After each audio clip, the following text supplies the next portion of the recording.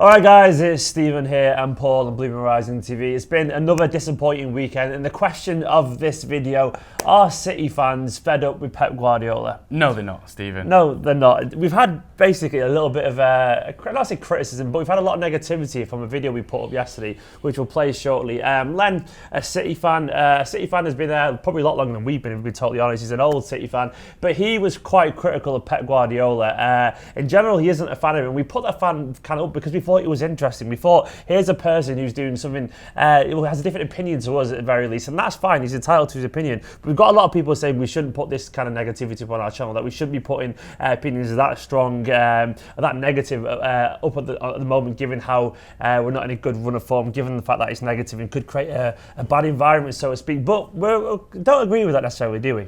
I think some people have a big misunderstanding of what it is that we do, because basically, I think you know by watching these videos, if you watch regularly, you know what we think about Pep Guardiola, how much we love him, and a few runs of a couple of draws isn't going to shake that, what we think. So if you think that every video that we put up is our opinion, well, first of all, it would make us insane, because there's so many different opinions there that we can't possibly hold all of them. And B, you'd have a misunderstanding of what this is about. It's a fan channel, and that is, it represents the opinions of fans, even, believe it or not, the ones that we don't agree with necessarily. And actually, they're wrong, but I mean, we will get onto what we think when we show a little bit of it in a second. But you've got to understand that we can't say, well, this opinion is valid and this opinion isn't valid. We can challenge opinions, which we will do and we're about to do, but you can't say to us, and we wouldn't have the audacity to say to other people, that your opinion as a Manchester City fan, especially one who's been going as long as this particular gentleman has, isn't valid and isn't worth anything. In fact, funnily enough, despite how crazy it sounds, this wasn't the first time we've heard anything like this. No. A couple of weeks ago, there was little rumblings of negativity going on, people saying something along similar lines, and we didn't put it up because it didn't feel at that point like it had any worth. It was a lone voice.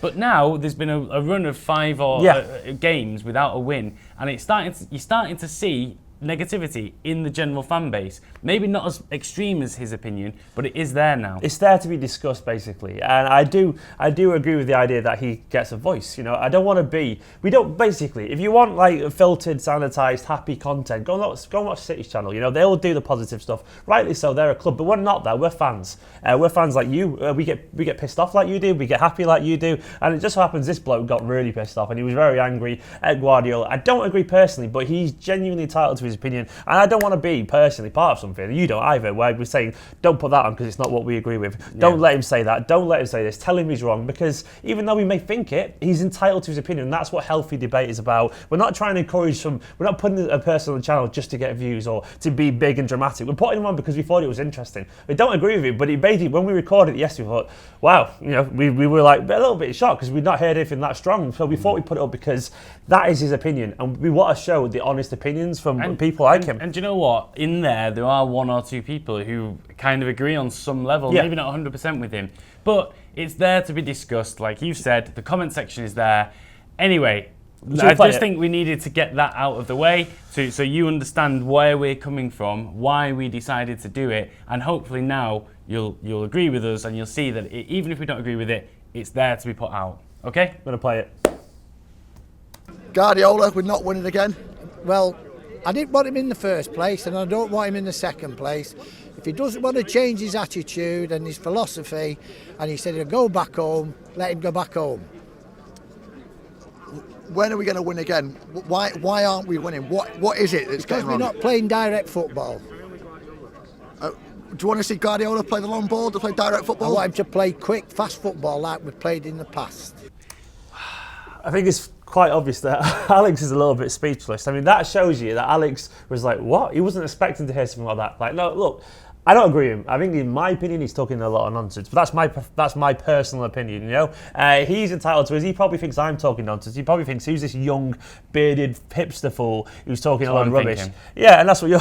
yeah, but you know... that is his opinion. I think it's reactionary. I think he's probably a little bit fed up because we've not won in 5 games. And I think in general, it might be a manifestation of the whole atmosphere around the ground. Because I was sat there yesterday, I said to Paul afterwards, I didn't enjoy being in the ground yesterday. I thought it was really negative. I thought it was an unwarranted level of negativity. We're still top of the actual league, you know. I know we've not played well, and I do understand questions, but at times yesterday, I was sat there, I felt like we were bottom of the league, getting beat 8-1 by Middlesbrough again, because the atmosphere was so tense. People were so fed up. I was like, what is wrong? Like, I know we're not playing well, but to be booing from the, people moaning from the first minute, the second, third minute about misplaced passes, like, give them an actual chance to actually be crap or good. We hadn't even decided on the narrative of the game at that point. So on the personal level, I didn't enjoy the game yesterday. Now I can imagine if you're him, like imagine if you're Len, he probably yesterday was fed up and he decided Pep was his victim of his ire, so to speak, and he decided that maybe he didn't want him, maybe he just doesn't like that kind of football, and that's fair enough. He's entitled to that. I do, but maybe he doesn't. But I think he's wrong personally. I think we'll be okay. I think the fact that Pep's been so brilliant so far is the reason why we are still top. Because if he hadn't been so good at the very start of the season, we wouldn't be top still. It just so happens that he's so brilliant at the start that his blips mean we're still top of the league. That to me is the biggest positive I can say there. If he hadn't been so excellent, he's redefining what it means to be a fraud almost. You're a fraud and you're top of the league and second in Champions League group behind Barcelona. It's mad, isn't it? Yeah. I think, like you say, what you're getting at there, he's been a victim of his own success, Guardiola. Yeah. If it happened in the other direction, then everybody would be screaming his name from the rooftops. And I think obviously Guardiola is still, this is still a work in progress. And now we're allowed to say in this context what we really think. And what I really think is that he's a spoiled brat at this point. And I say that despite his age. Because if it was a young person who said that, everybody would be saying that because you don't know you're born, you don't know what we've been through. And this is a man who's obviously seen us in the third division of football, and he's still talking about City. I'm not saying, and this, I don't think we should be the sort of person who says, well, even if we, if we finish mid-table, well, remember where we came from. I don't subscribe to that either. No, it's relative, isn't it? It's all relative, yes. But a little bit of context when you're top of the league in the Champions League. And there's still everything to play for. Do you know what? I had a thought yesterday. I was chatting after the game.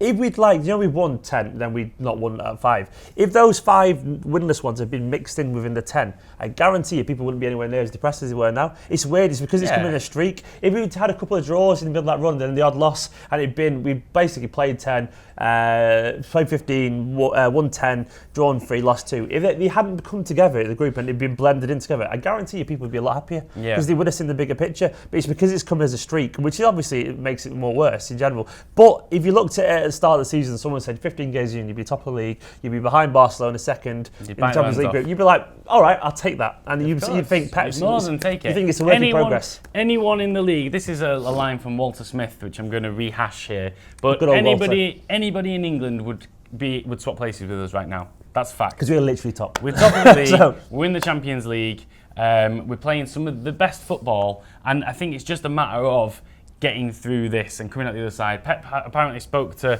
the team for 45 minutes afterwards. He cares. Kept them in there, gave them the hairdryer treatment. Well, he wouldn't have a hairdryer. He said he had a glass of wine, actually. He'd have give it, but maybe I don't know what he'd use instead of a hairdryer. But yeah, polish. Mocking him. the polish treatment. Something's going on. Pep needs to get to the bottom of this, and he's going to do it as well. There we go. Let us know what you think of Pep's comments below. We're going to get onto another couple now. This is obviously the biggest opinion out of all of them, but we wanted to get out of the way. Let's go on to the next one. Can 3 at the back work? No. Tell me why. Because Kolarov shouldn't be in the team to start with. Never mind moving him across and moving him out to the sides and all the rest of it. The man is not good enough. He wasn't good enough 4 years ago. He's not good enough now. How the hell this man has managed to stay in the team? He's just beyond me. But the rest of him, I mean, how can you leave Zabaleta out of the team? He needs to be 5. We need to build with 4 across the back and move forward. It's not good enough. Zabaleta would have been the scapegoat if he'd have been in the team. People he's would be also saying injured, so let's ignore that fact for a second. Oh yeah, but if he'd have been there, it'd been him for being too old or something. Yeah. But look, we know that there's problems at left back and right back. This is probably Pep's way of trying to counter that. In fact, by actually not playing at it. But the thing is, the 3 at the back system, even when we're 4 at the back, playing the system that we do, which is playing it out from the back, is difficult, and it's even harder with 3 because you've got obviously fewer options then. Yeah. The John Stones goal, I don't know if you watched Match of the Day last night, but they talked about it, and one of the pundits, might have been Jermaine Genius, was talking about how Stones was just as much, Company yeah, was just as much at fault as Stones.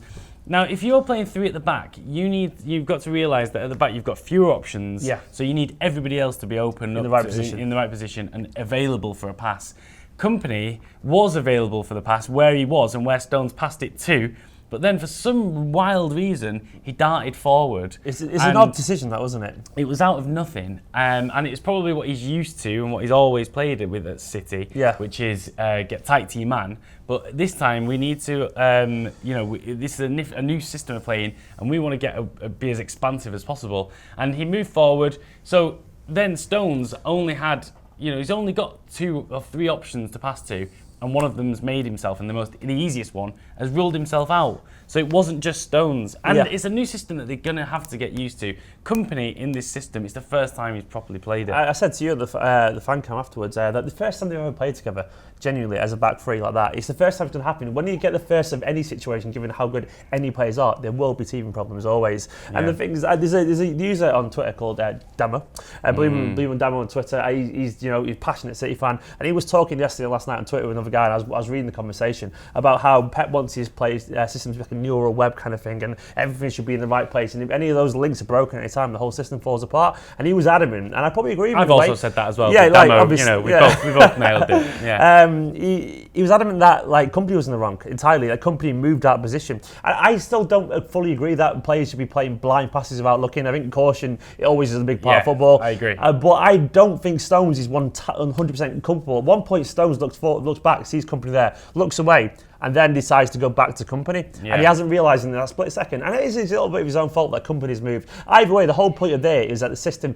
the players, they hadn't played together and they weren't on the same wavelength. That is the conclusion for me. It wasn't necessarily that a 3 in the back won't work. It wasn't that those 2 can't play together. It was the fact that they didn't know what they were doing yet. That's the way I saw it. Against Everton, I don't think we had any problems with 3-4-3. I think we battered Everton. They just scored 1 goal through a bit of individual bad defending. That could have happened with 4-4-2. That could have happened with 4-5-1, anything. The problem is with 3 at the back, I think, is that you leave yourself, if you make a mistake, you're probably more vulnerable. You're more vulnerable. And we've seen it again, it was an individual error that has cost us a goal. Charlie Austin probably had another chance later on where he could have scored, but apart from that, they didn't make many chances. And again, it's a team making use of 1 or 2 being very clinical. Southampton, exactly. Whereas we need to take 100 chances. And this, it's not a new thing to be aimed at Guardiola. People have said Guardiola's teams for a long time haven't been clinical enough and can be too much tiki-taka, just passing it around in U-shapes. I think we will get there eventually. I'm certain we will. But at the moment, we're just lacking that clinical edge. And that's why when Kelechi came on, he provides that, doesn't he? Yeah, I've got an unpopular opinion that he suits the system better than Aguero. I know a lot of people disagree with that, but that's my opinion. That's the beauty. Well, no, you could tell me you're wrong in the comments. But there's 2 things at play there. You're not necessarily saying Kelechi's a better player. No. You're saying that every player is going to fit differently into a different setup, and it just happens to be. And I agree with you that Kelechi, while he's not a better player than Aguero at the minute, he probably fits into this system better. That doesn't mean he should necessarily be the first player. I think that's in the season of Bournemouth, and I thought his link up with Sterling and all that kind of stuff. I thought he was excellent. His one-touch passing, and he was good in the first half against United as well. He linked up well. Yeah. I think he's just more likely to be in the right place. Yeah, he wins balls from deep Aguero, as well, doesn't he? We'll learn that. I'm almost certain he will. Yeah. But at the moment, Aguero looks like he's hogging the ball a little bit too long. He's slowing down our attack a little bit. On to Kolarov, I think we'd all probably agree. Kolarov probably we didn't think he'd be here this season. I think we all thought he was on borrowed time as it was anyway. And it just so happens that Pep did see something in it, made him a little better. But now maybe when the whole malaise has sunk over the team a little again, last season's form has basically creeped back into our game, and that damage hasn't been undone yet. And Kolarov's regressed like a lot of people have as well. Whether he can come good again, I do not know, but I don't think he'll be a long-term member of City anyway. I think he's getting on a little bit. I think we'll look for new fullbacks in the summer. I think we just have to kind of see it out, really. And I think there'll be ups and downs, but it'll be part we're of the still journey. seeing how everybody fits into this system. It's still an experiment, and we will get there. On to the last fan cam. We're top of the league by the skin of our teeth. Are we favourites? You've got to think so, haven't you? I mean, the fact that Liverpool are closest rivals to us, who finished 7th last year, made one signing who was a statement signing, and then you've got to think United are poor, well, not poor, they're average. Chelsea aren't looking brilliant. You've got to think we're favourites. It's a learning curve for Pep. I mean, by Christmas, I think we'll be looking like clearer favourites, but at the minute, we are favourites, I'd say. Can I just say something before we carry on? Can we just laugh at Manchester United? I said the exact same thing. Shove it. 4-0. He recorded this before the United game. He said United were looking average and Chelsea not looking brilliant. Well, you could have been. Yeah, basically Chelsea battered United, and that made me feel. I was sulking on the way home. I was nothing to make you feel better. I was just a little bit fed up because I was like, I'm just bored of the negativity, and then that really made me happy. But every time we think life's bad for us, look at how much money they spent. Look at the egotistical arseholes they've got in their team, like Zlatan, Pogba, Mourinho. These not very nice people. Look at how badly they are doing despite everything. And sorry, money doesn't buy his success. It doesn't. He's a great coach. He's a great manager. And I would rather be us every day of the week than be that lot. I'd rather be our progressive, promising club with ideas and potential rather than a bunch of overrated mercenary money grabbing signings just to try and kind of restore some lost glory from a previous era. I would always rather be that because at least we are trying to do something interesting, trying to be something different and not just trying to be pragmatic, defending and just living off some past achievements from old overrated superstars. Sod that. Well, you know what, as well, United, they can't even buy the league. That's funny. The insults that have been levelled at us for years about buying the league, well, they can't even do that. They're spending the money, and it seems that Pogba was only able to do it at teams like Palermo or some other mid-table teams. Do you know what? He'd Italy. do it under Guardiola. He actually would. That's the thing. Probably Probably would, but it makes you think, that Juventus team that did so well, it happened to have players like Tevez, Vidal, Pirlo, Buffon in net. All of a sudden, when you started to think that, hold on, is it Pogba that's carrying this team, or was it all these players around him? Was he? He was a good tool in a very good team. Oh yeah, definitely a good player. Is he a £100 million player? At the minute, he doesn't look like he's a 100 pence player, as far as I'm concerned. Yeah, burn. Stick that in your £1 pipe and smoke it. But so are we still favourites for the league? Yes. He's looking at. I think I think we are. The bookies say that we are, and we've had our bad spell. We're already top still. Yeah, exactly. I mean, that's it. Every team has the blip. Every team has to deal with pressure. If this is ours, and we can come out the other end of this on top, and if we can beat United on Wednesday, that would certainly get us back into winning ways. Liverpool. I mean, he talks about how Liverpool only bought one player really in summer, and then were 7th last year. Well, do you know what? It's probably in some way to their favour, and it's something that's affecting us and United, is that it's a period of transition, but it just doesn't look like United are anywhere on the road to getting through that transition. In fact, they just look dead and buried. Empty shell of a club at the moment. Exactly. Whereas City, it does look like you can see where we're trying to get to. You can see the direction we're going in, and it's positive. Liverpool will be difficult. Chelsea is starting to look good again now. Spurs, obviously. But the bookies say City are favourites. So you don't argue with the bookies, generally speaking. And if you disagree, well, go and bet against City, but you won't make a lot of money from doing it. Are we going to win the title in May, do you think, Stephen? I think we are. I think we're only going to get better. And I think we've had a lot of bad luck and there's been some teething problems, but we're still trying to do things the right way. Gabriel Jesus coming in. Oh, he's going to be that beautiful kind of shot in the arm that we need. He's going to be a glorious explosion of Brazilian brilliance, and I can't wait to see it. He's going to be fantastic. He'll be a real, he'll inject excitement into this team when we probably might need it. I think we'll come out of this run soon. I think we'll probably end up we'll probably beat United.